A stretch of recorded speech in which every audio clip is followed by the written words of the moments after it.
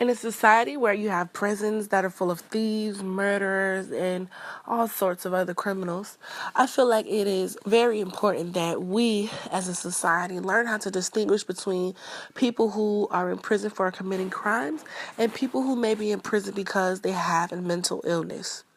Not only are our prisons overpopulated, it has also been shown that generally people who have these mental illnesses, not only does it create a huge burden on the taxpayers, the people that are in official offices, but it also places a heavy burden on not only law enforcement, but correctional, state, and local budgets.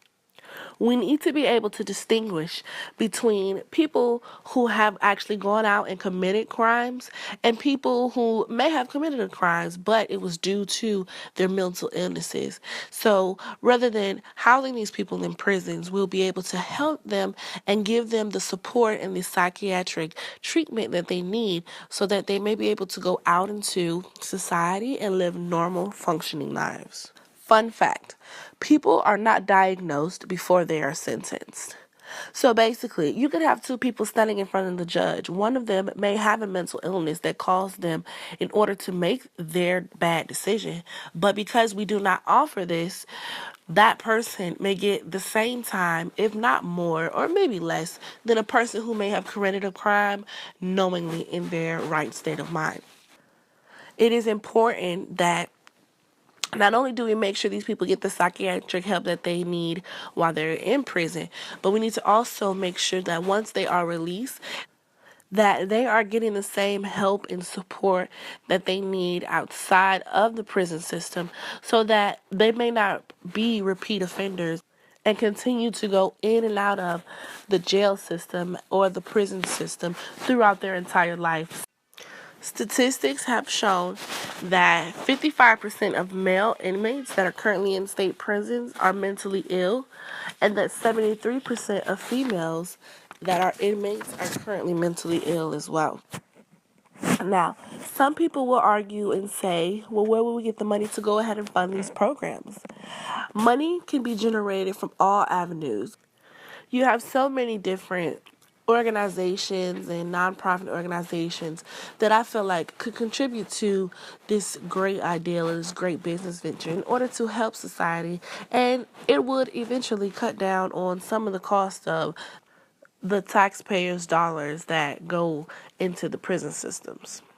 Some people could also argue that the medication may not work and that these people could still end up going back into society and committing crimes that would land them right back in the prison system.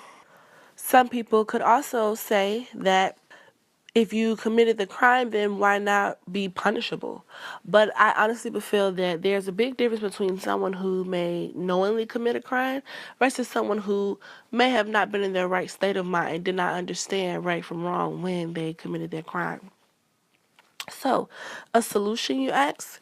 Well, I feel as though if we created facilities and we created programs that could aid to this situation, not only would it reduce the high numbers, of course, that are currently in prison, but it will also make a big difference with the taxpayers' dollars. In 1955, almost 500,000 patients were cared for in state psychiatric facilities. Today, there are fewer than 1/10 of that number. Mentally ill inmates that live within the prison system are not in the best conditions for their psychiatric health, and sometimes their environments could be violent, they could be unsafe, which could make their mental state even worse than it was before. Think of the possibilities that we would see if we could change this situation.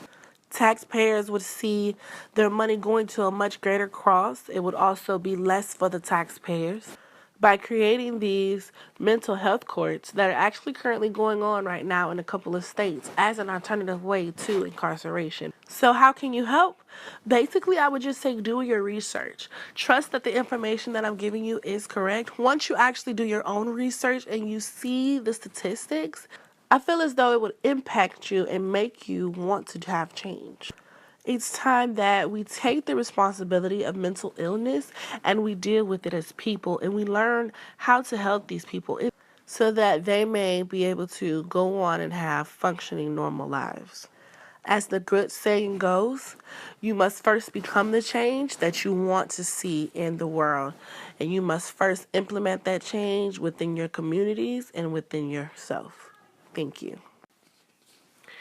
In a society where you have prisons that are full of thieves, murderers, and